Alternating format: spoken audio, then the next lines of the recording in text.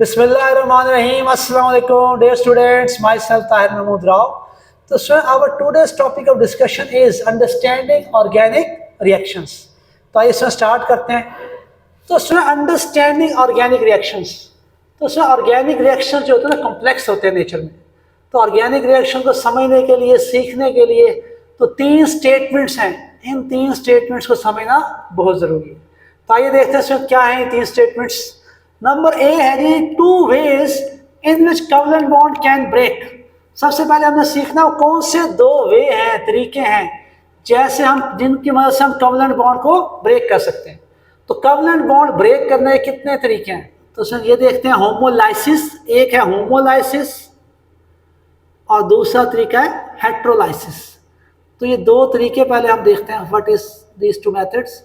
After that B statement क्या है. B statement ये है कि 3 टाइप्स ऑफ रिएजेंट्स.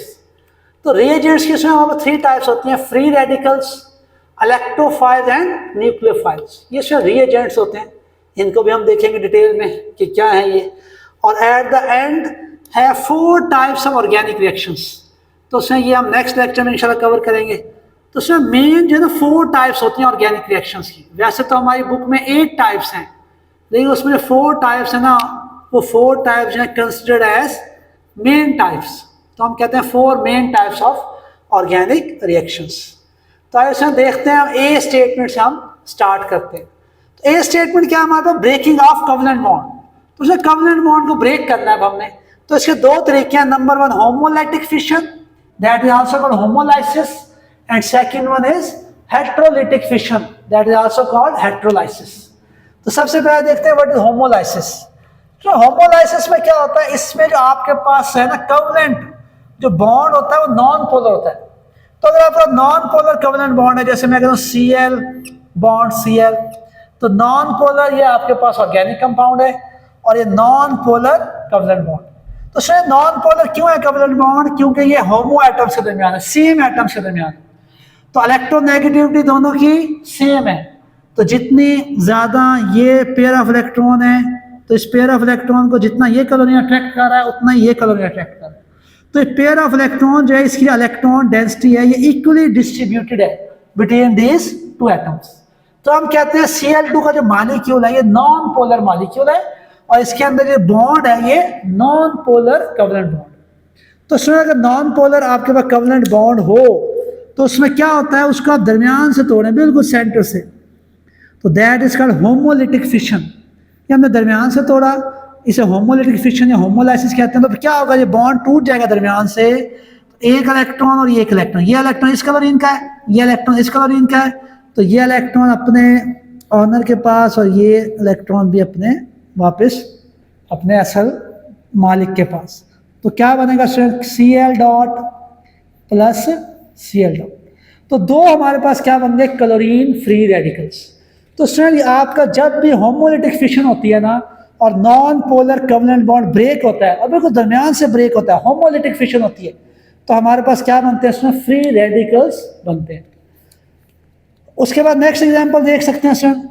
ये आपके पास H बॉन्ड H, अभी H2 है, ये नॉन पोलर आपके पास कोवेलेंट बॉन्ड है. तो इसको आप दरमियान से तोड़ दें.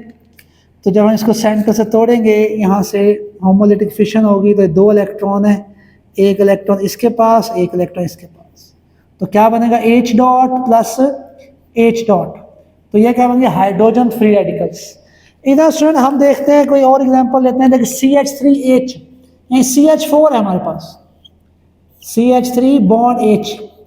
तो CH4 से मीथेन को मैंने इस तरह लिख लिया, H3C बॉन्ड H. अब ये जो बॉन्ड है ना, ये कार्बन हाइड्रोजन बॉन्ड जो होता है ना, ये भी नॉन पोलर बॉन्ड है, क्योंकि कार्बन और हाइड्रोजन में डिफरेंस ऑफ इलेक्ट्रोनेगेटिविटी जो इतना ज़्यादा नहीं है कि पोल्स क्रिएट हो. तो sir if the difference of electronegativity between 2 atoms is around 0.5, then bond is considered as polar covalent bond. तो यहाँ पर डिफरेंस ऑफ इलेक्ट्रोनेगेटिविटी कम है, सिग्निफिकेंट नहीं है डिफरेंस ऑफ इलेक्ट्रोनेगेटिविटी, तो हम कहते हैं कार्बन हाइड्रोजन बॉन्ड जो नॉन पोलर है. तो अब ये बॉन्ड दरमियान से टूटेगा तो इसे बोलते हैं होमोलिटिक फिशन. तो ये इधर और ये, तो ये आपका 2 फ्री रेडिकल बन गए, H3C dot methyl free radical और H डॉट ये आपके पास हाइड्रोजन फ्री रेडिकल्स। तो स्टूडेंट ये हमारे पास क्या हुआ, इसे बोलते हैं होमोलिटिक फिशन या होमोलाइसिस। तो अगर स्टूडेंट नॉन पोलर बॉन्ड्स हैं वो अगर दरमियान से टूटेंगे तो ये बनते हैं फ्री रेडिकल्स हमारे बनते हैं, इसे हम होमोलाइसिस बोलते हैं। और स्टूडेंट जो फ्री रेडिकल्स होते हैं ना, they are very reactive species, ये बहुत ज़्यादा रिएक्टिव स्पीशीज होती हैं और बहुत सारे जो रिएक्शन होते हैं, रिएक्शन मैकेनिज्म्स, तो वहाँ पे ये जो फ्री रेडिकल्स हैं ये एज अ इंटरमीडिएट काम कर रहे होते हैं, इंटरमीडिएट्स के तौर पे काम कर रहे होते हैं स्टूडेंट्स। तो ये हमारे पास होते हैं फ्री रेडिकल्स। तो नेक्स्ट बढ़ते हैं स्टूडेंट, ये थे हमारे homolytic fission. After that next है हेट्रोलिटिक फिशन या हेट्रोलाइसिस। इसमें क्या होता है स्टूडेंट, ये जो है ना बॉन्ड पोलर होता है। अगर पोलर आपके पास है, पोलर मॉलिक्यूल है, कवलेंट पोलर मॉलिक्यूल है और उसमें पोलर कवलेंट बॉन्ड मौजूद है, तो जब पोलर कवलेंट बॉन्ड टूटेगा, ठीक है, और तो उसके वजह से हेट्रोलिटिक फिशन या हेट्रोलाइसिस कहते हैं। कैसे टूटेगा ना, एग्जांपल से क्लियर होगा। जैसे मैं कहता हूँ HCl, अब HCl ये आपके पास पोलर है, पोलर HCl क्या है, पोलर है, पोलर आपके पास ऑर्गेनिक कंपाउंड है। तो इसमें क्या होता है, इसमें डिफरेंस ऑफ इलेक्ट्रोनेगेटिविटी है, क्लोरीन की इलेक्ट्रोनेगेटिविटी ज़्यादा है, हाइड्रोजन की कम है। तो हम कहते हैं hydrogen bears partial positive charge, chlorine bears partial negative charge in HCl। अब यहाँ पे जो शेयर्ड पेयर ऑफ इलेक्ट्रॉन है ना, जो बॉन्ड है इसमें 2 इलेक्ट्रॉन इक्वली डिस्ट्रीब्यूटेड नहीं है इलेक्ट्रॉन डेंसिटी, क्योंकि इसमें क्लोरीन की इलेक्ट्रोनेगेटिविटी ज़्यादा है 3.0 है, हाइड्रोजन की इलेक्ट्रोनेगेटिविटी कम है 2.1 है। तो इन 2 इलेक्ट्रॉन्स को कौन ज़्यादा अट्रैक्ट करेगा, जिसकी इलेक्ट्रोनेगेटिविटी ज़्यादा हो। तो जिसकी इलेक्ट्रोनेगेटिविटी ज़्यादा है वो ज़्यादा इनको अट्रैक्ट कर रहा है, तो क्लोरीन ज़्यादा अट्रैक्ट करेगा इन 2 इलेक्ट्रॉन्स को। तो जब ये बॉन्ड टूटेगा ना, तो यहाँ पे अब होमोलिटिक फिशन ही होगी। होमोलिटिक फिशन के लिए ये आपके पास नॉन पोलर कवलेंट बॉन्ड होना चाहिए था। अब पोलर कवलेंट बॉन्ड है, यहाँ पे पोलैरिटी क्रिएट हो गई, पोलैरिटी क्रिएट हो गई, क्लोरीन ज़्यादा इन पेयर ऑफ इलेक्ट्रॉन को ज़्यादा आपको अट्रैक्ट कर रहा है, क्लोरीन हाइड्रोजन कम कर रहा है।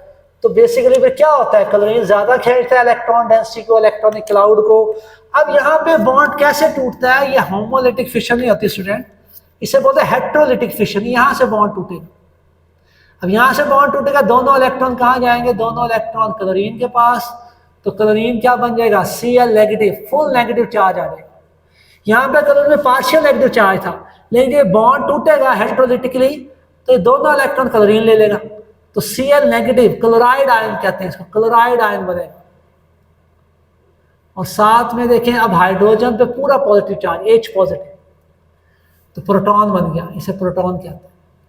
तो इस तरह का जो बॉन्ड का ब्रेकअप है ना, जिसमें जो है जो शेयर्ड पेयर ऑफ इलेक्ट्रॉन है वो अनइक्वली डिस्ट्रीब्यूटेड हो, ठीक हो गया, पोलैरिटी क्रिएट हो, तो यहाँ पे जो बॉन्ड बॉन्ड ब्रेक होता है ना स्टूडेंट, तो वो बेसिकली हेट्रोलिटिक फिशन होती है। हेट्रोलिटिकली वो बॉन्ड ब्रेकअप होता है और आपके पास ये आपके पास आयंस बनते हैं, पॉजिटिव आयंस और नेगेटिव आयंस की फॉर्मेशन होती है। तो उसमें हेट्रोलिटिक फिशन में और हेट्रोलाइसिस की एग्जांपल में हमारे पास बहुत इंपॉर्टेंट एग्जांपल है कार्बोकैटायंस। कार्बोकैटायंस क्या होते हैं, सो कार्बोकैटायंस जो है ना ऐसी स्पीशीज होती हैं जिनमें कार्बन पे पॉजिटिव चार्ज हो, तो हम क्या कहेंगे, व्हाट आर कार्बोकैटायंस, ऐसी species on which carbon bears positive charge.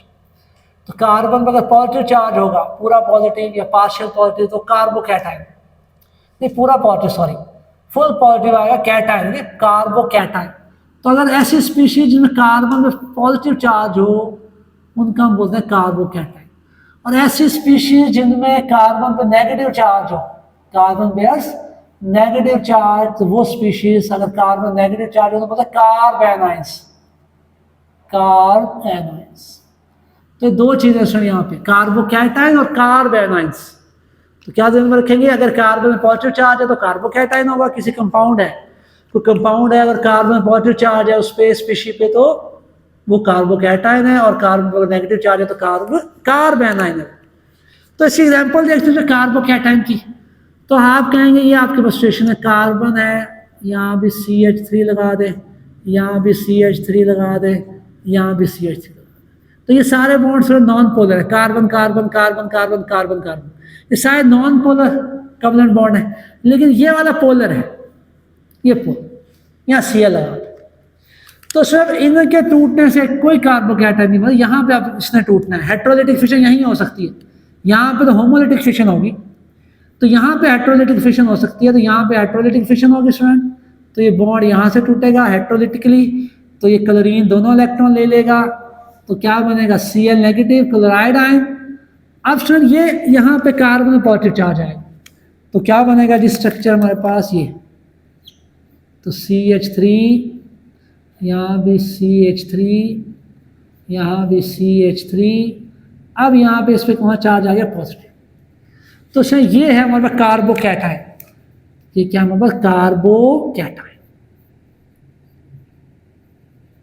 अब ये कार्बोकैटायन कौन सा है, टर्शियरी कार्बोकैटायन, 3 डॉट को कहते हैं टर्शियरी कार्बोकैटायन।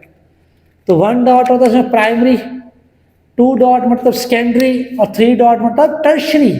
तो सर टर्शियरी कार्बोकैटायन है, क्यों, क्योंकि ये जो है ना कार्बन टर्शियरी कार्बन है। Why it is tertiary carbon, because carbon attach to 3 more carbon. अगर स्टूडेंट कार्बन जो है 3 मोर कार्बन अटैच होना, वो कार्बन जैसे फंक्शनल ग्रुप लगा हुआ है, जैसे क्लोरीन लगा हुआ था पहले, तो वो कार्बन जैसे फंक्शनल ग्रुप अटैच है, वो मजीद 3 कार्बन से जुड़ा हो तो वो टर्शियरी केस हो जाता है। तो अब ये टर्शियरी कार्बोकैटायन बन गया, कार्बन प्लस चार्ज है तो कार्बोकैटायन, और टर्शियरी सिचुएशन है यहाँ पे, तो ये आपके पास है टर्शियरी कार्बोकैटायन।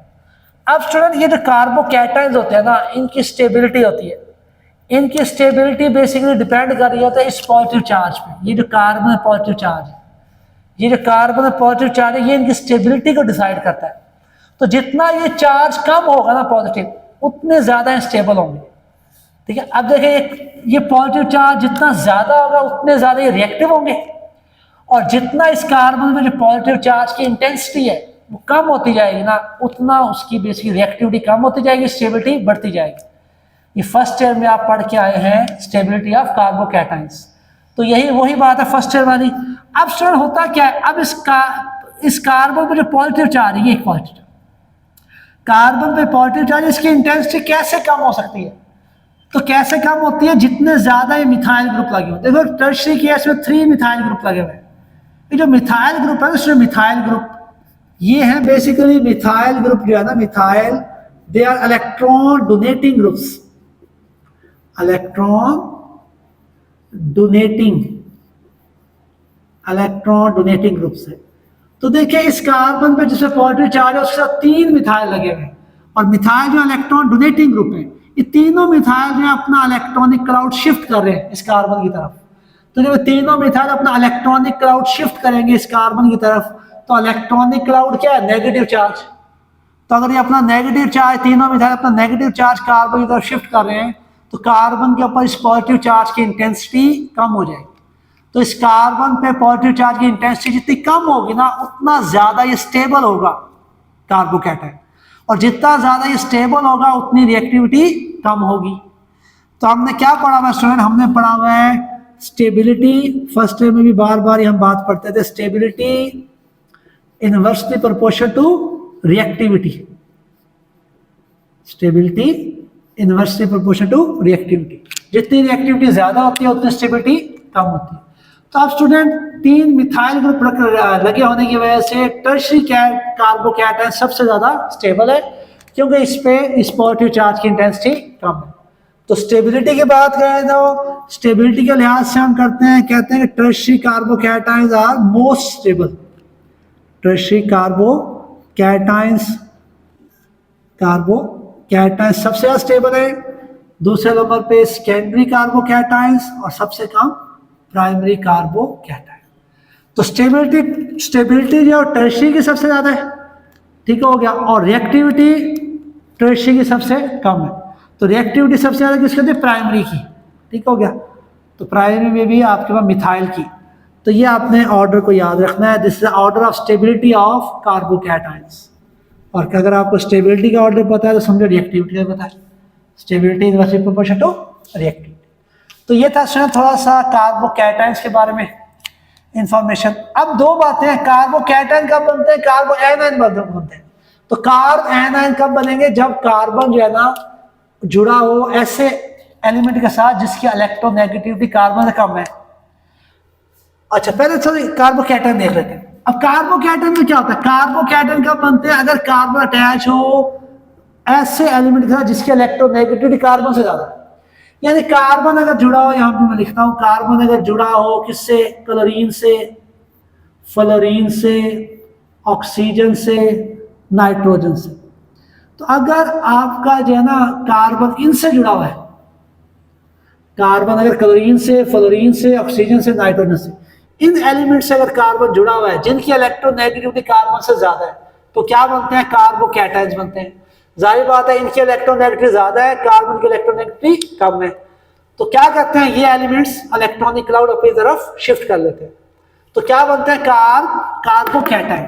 अब कार्ब एनायन कब बनते हैं स्टूडेंट, कार्ब एनायन कब बनेंगे, अगर कार्बन अटैच हो एसओ के साथ जिनकी इलेक्ट्रोनेगेटिविटी कम है, जैसे लिथियम है, मैग्नीशियम है, सोडियम है। अब लिथियम, मैग्नीशियम, सोडियम इनकी इलेक्ट्रोनेगेटिविटी कार्बन से कम है, तो कार्बन जब उनके साथ जुड़ेगा जिनकी इलेक्ट्रोनेगेटिविटी कम है, तो carbon bears negative charge and these elements bears positive charge, तो फिर क्या बनता है, कार्ब एनायंस।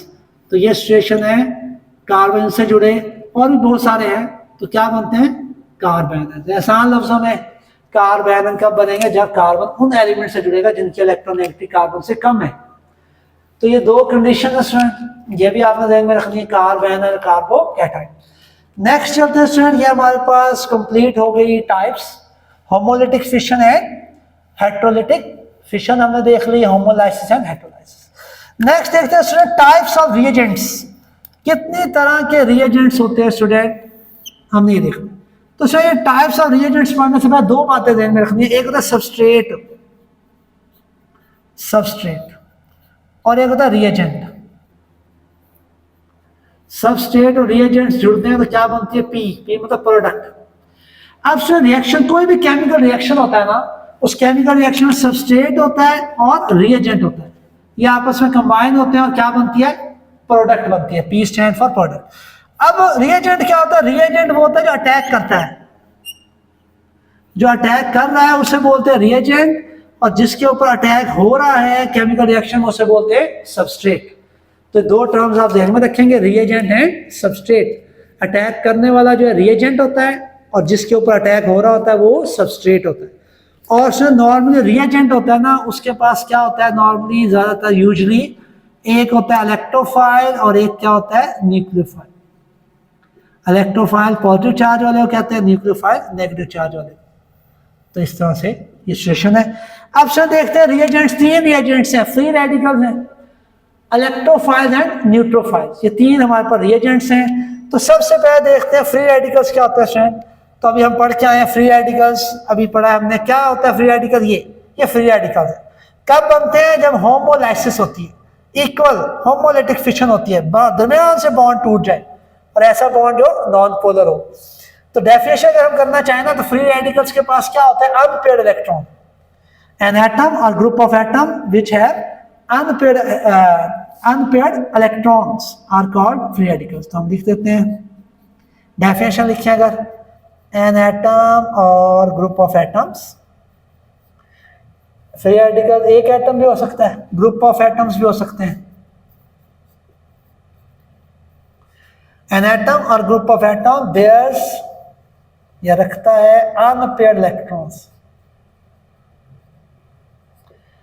क्या रखता हो जी, कोई एटम हो या ग्रुप ऑफ एटम्स हो जो क्या रखते हो, बेयर्स करते हो अनपेयर्ड इलेक्ट्रॉन्स, उन्हें हम बोलते हैं फ्री रेडिकल्स। एग्जांपल्स बहुत सारी है, अभी हम रिसेंटली डिस्कस किए हैं, hydrogen free radical, chlorine free radical, sorry H3C, methyl free radical, CH3COO dot, acetate free radical, और भी बहुत सारे फ्री रेडिकल्स होते हैं। तो ये सब एक, ये आपके पास रिएजेंट की एक टाइप आ गई। फ्री रेडिकल्स बहुत ज़्यादा रिएक्टिव होते हैं और इंटरमीडिएट के तौर पे भी हम इनको यूज़ करते हैं। नेक्स्ट चलते हैं इलेक्ट्रोफाइल एंड न्यूक्लियोफाइल, ये आप फर्स्ट में पढ़ के आए हैं, इलेक्ट्रोफाइल एंड न्यूक्लियोफाइल। इलेक्ट्रोफाइल से ई पॉजिटिव से जाहिर करते हैं इलेक्ट्रोफाइल। इलेक्ट्रो मतलब इलेक्ट्रॉन, फाइल मतलब लविंग, ऐसी स्पीशीज जो इलेक्ट्रॉन लविंग हो, ठीक है। तो इलेक्ट्रो मतलब इलेक्ट्रॉन, इलेक्ट्रो मीन इलेक्ट्रॉन, और फाइल्स मतलब लविंग। तो ऐसे स्पीशीज जो इलेक्ट्रॉन लविंग हो उन्हें बोलते हैं इलेक्ट्रोफाइल्स। अब सर इलेक्ट्रॉन लविंग स्पीशीज कौन सी होंगी? कॉमन सेंस की बात है, जिन पे क्या चार्ज होगा? पॉजिटिव चार्ज होगा। जिस पे पॉजिटिव चार्ज होगा जाहिर बात है वो इलेक्ट्रॉन लविंग होगा, वो चाहेगा इलेक्ट्रॉन उसको मिल जाए और वो स्टेबल हो जाए। तो इलेक्ट्रोफाइल जो है इलेक्ट्रॉन लविंग बोलते हैं। डेफिनेशन की बात करें तो हम कहेंगे इलेक्ट्रोफाइल्स एन एटम और group of atom, an atom or group of atom able to accept a pair of electrons to form new bond is called electrophile। तो सर इलेक्ट्रोफाइल क्या होता है? कोई एटम भी हो सकता है, ग्रुप ऑफ एटम्स भी हो सकते हैं, able to accept a pair of electron, जो इस काबिल हो, उनमें एबिलिटी हो कि वो एक्सेप्ट कर सके पेयर ऑफ इलेक्ट्रॉन, यानी दो इलेक्ट्रॉन्स का जोड़ा। तो पेयर ऑफ इलेक्ट्रॉन जो एक्सेप्ट कर सकता है ना, उसे हम इलेक्ट्रोफाइल बोलते हैं। अब जाहिर बात है पेयर ऑफ इलेक्ट्रॉन तो वही एक्सेप्ट करेगा ना जिसपे पॉजिटिव चार्ज है, और कुछ न्यूट्रल कंपाउंड्स भी हैं जो ऐसा करते हैं। तो एग्जांपल्स देखते हैं स्टूडेंट।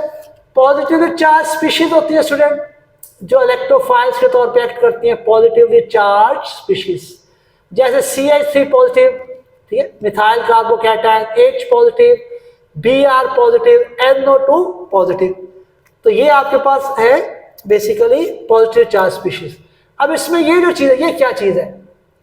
ये स्टूडेंट हम बोलते हैं जैसे X+ हाइड्रोजिनोनियम आयन, तो ये बहुत ज्यादा रिएक्टिव होता है हाइड्रोजिनोनियम आयन X+ की बात करें तो ये हो सकते हैं आपको Cl+, Br+, ठीक है, एंड सो ऑन, ठीक है। तो X+ क्या होता है? हाइड्रोजिनोनियम आयन, क्लोरिनोनियम आयन और ब्रोमिनोनियम आयन।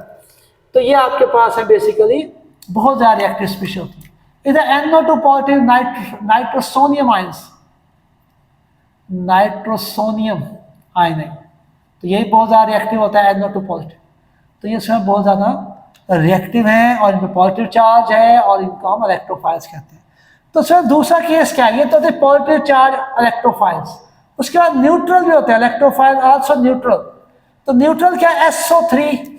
अब SO3 क्यों है इलेक्ट्रोफाइल? ये देखें SO3, S double bond O, S double bond O, S double bond. अब यहाँ पे क्या हो रहा है जी? यहाँ पे due to difference of electronegativity sulphur bears partial positive charge and these oxygen bears partial negative. तो सुन ऐसे न्यूट्रल मॉलिक्यूल्स या कंपाउंड्स जिनमें जो सेंट्रल एटम है, अगर सेंट्रल एटम के पास क्या हो? पार्शियल पॉजिटिव चार्ज हो, तो वो भी एक्ट करता है एज अ इलेक्ट्रोफाइल। तो यहाँ पे देखें सल्फर सेंट्रल एटम है और 3 ऑक्सीजन जो साइड एटम्स हैं और sulphur bears partial positive charge. तो इसे हम इलेक्ट्रोफाइल कहेंगे। क्यों इलेक्ट्रोफाइल कहेंगे? क्योंकि न्यूक्लियोफाइल कैन अटैक किया, तो ये बेसिकली एक साइट है जहाँ पे अटैक हो सकता है। तो ये इलेक्ट्रोफिलिक सेंटर है, यूं भी कह सकते हैं, इलेक्ट्रोफिलिक सेंटर है जहाँ पे न्यूक्लियोफाइल आके अटैक कर सकता है। इधर स्टूडेंट BF3। अब BF3 तो देखें, BF3 आप पढ़ते आ रहे हैं 9th से ही, कि BF3 में क्या होता है? Boron form 3 covalent bond with fluorine. तो बोरॉन जो 3 कोवलेंट बॉन्ड बना रहा है फ्लोरीन के साथ, but after even this covalent bonds formation boron remains short और डेफिशिएंट ऑफ 2 इलेक्ट्रॉन। अभी भी बोरॉन को 2 इलेक्ट्रॉन मजीद चाहिए अपनी ऑक्टेट को पूरा करने के लिए। तो देखो बोरॉन के वैलेंस शेल में 3 इलेक्ट्रॉन होते हैं, ये देखें, और फ्लोरीन के वैलेंस शेल में 7 इलेक्ट्रॉन होते हैं, ये देखें। अब बोरॉन 3 कोवलेंट बॉन्ड तो बना रहा है फ्लोरीन के साथ, लेकिन बोरॉन जो 3 कोवलेंट बॉन्ड बना रहा है ना फ्लोरीन के साथ, फिर भी बोरॉन के वैलेंस शेल में भी 6 इलेक्ट्रॉन है, ये देखें 2 4 6। तो बोरॉन BF3 में बोरॉन जो है ना 3 कोवलेंट बॉन्ड बनाने के बावजूद भी इसको भी बोरॉन को क्या चाहिए? 2 इलेक्ट्रॉन चाहिए टू कंप्लीट इट्स ऑक्टेट, अपनी ऑक्टेट को पूरा करने के लिए। तो it can accept a pair of electron, तो इसलिए हम कहते हैं it can accept a pair of electron. तो BF3 पेयर ऑफ इलेक्ट्रॉन को एक्सेप्ट कर सकते हैं। तो हर वो स्पीशी या पॉजिटिव चार्ज स्पीशीज या न्यूट्रल जो है मॉलिक्यूल्स जिनमें एबिलिटी हो कि वो पेयर ऑफ इलेक्ट्रॉन को एक्सेप्ट कर सकते हैं, उन्हें हम क्या बोलते हैं? इलेक्ट्रोफाइल्स। तो नेक्स्ट में बढ़ते हैं न्यूक्लियोफाइल। न्यूक्लियोफाइल को उसमें कैसे जाहिर करते हैं? NU नेगेटिव ऐसे, या फिर न्यूक्लियोफाइल को जाहिर करते हैं NU डॉट 2 इलेक्ट्रॉन। तो इस तरह न्यूक्लियोफाइल को जाहिर करते हैं। Nu नेगेटिव या Nu डॉट डॉट 2 इलेक्ट्रॉन। अब क्या होते हैं न्यूक्लियोफाइल्स? वही बात होगी, एन एटम और group of atom able to donate a pair of electron to form a new bond is called nucleophile. तो ये डेफिनेशन लिखिए हमारे पास, एन एटम और group of atom able to donate a pair of electron, जिसमें ability हो कि pair of electron को डोनेट कर सकता है to form a new bond, नया बॉन्ड बनाने के लिए, उसे हम क्या बोलते हैं? न्यूक्लियोफाइल बोलते हैं। अब यहाँ भी सेम केस है, दो केस है, नेगेटिव चार्ज स्पीशीज भी है न्यूक्लियोफाइल हमारे पास और न्यूट्रल भी हैं। तो नेगेटिव चार्ज स्पीशीज में CH3 negative, carbon ion, Br negative bromide ion, OH negative hydroxyl ion, cyano CN negative cyano. तो ये आपके पास नेगेटिव चार्ज स्पीशीज हैं जो न्यूक्लियोफाइल की तरफ एक्ट करती हैं। इधर से न्यूट्रल कौन है? NH3। तो न्यूट्रल वो होगा स्टूडेंट जिसके पास लॉन पेयर हो, क्योंकि होना क्या है, पेयर ऑफ इलेक्ट्रॉन डोनेट करना है, तो जिसके पास लॉन पेयर है वो आसानी से इलेक्ट्रॉन पेयर डोनर होता है। तो देखिए अमोनिया NH3 ये इसका लॉन पेयर है, तो ये आपके पास बहुत अच्छा लॉन पेयर डोनर है। वाटर के पास 2 लॉन पेयर हैं, तो ये भी अपना एक पेयर ऑफ इलेक्ट्रॉन डोनेट कर सकता है। इधर अल्कोहल्स के पास ऑक्सीजन के पास 2 लॉन पेयर हैं, तो अल्कोहल्स भी डोनेट कर सकते हैं अपना पेयर ऑफ इलेक्ट्रॉन्स। तो NH3 H2O ROH ये न्यूट्रल हैं और पेयर ऑफ इलेक्ट्रॉन्स हैं इनके पास, लॉन पेयर्स हैं, that's why they can act as nucleophile. इधर से आपके पास एक और केस भी है, polar organic compounds. Organic compound जिसमें पोलैरिटी होती है, ठीक, पोल बने हो, उसे भी हम बोलते हैं, इसमें भी आपके पास न्यूक्लियोफाइल है और इलेक्ट्रोफाइल। तो देखिए CH3OH, यहाँ पे देखिए CH पार्शियल पॉजिटिव चार्ज है, OH पार्शियल नेगेटिव चार्ज, तो ये न्यूक्लियोफाइल है OH वाला हिस्सा, और ये वाला आपका इलेक्ट्रोफाइल है। इधर यहाँ पे आ जाए Li पॉजिटिव, ये आपका इलेक्ट्रोफाइल है और ये आपका न्यूक्लियोफाइल। तो ये आपके पास पोलर ऑर्गेनिक कंपाउंड्स हैं, इनके अंदर भी इलेक्ट्रोफाइल न्यूक्लियोफाइल्स हैं। तो ये था स्टूडेंट हमारा आज का लेक्चर, बिल्कुल सिंपल बातें हमने आज डिस्कस की, तो उम्मीद है आपको समझ आई होंगी। नेक्स्ट लेक्चर में स्टूडेंट हम डिस्कस करेंगे ये 4 main types of organic reactions और मजीद 4 टाइप्स हैं, तो 8 टाइप्स हैं टोटल ऑर्गेनिक रिएक्शंस की, वो हम रिएक्शन डिस्कस करेंगे। ये आज हमने बेसिक टर्मिनोलॉजीज पढ़ी हैं जो इम्पोर्टेंट हैं ऑर्गेनिक रिएक्शंस को सीखने के लिए। तो उसमें अपना बहुत सा ख्याल रखिएगा, चैनल को उसमें लाइक कीजिएगा, सब्सक्राइब कीजिएगा, दोस्तों से शेयर कीजिएगा। थैंक यू सो मच, अल्लाह हाफिज़।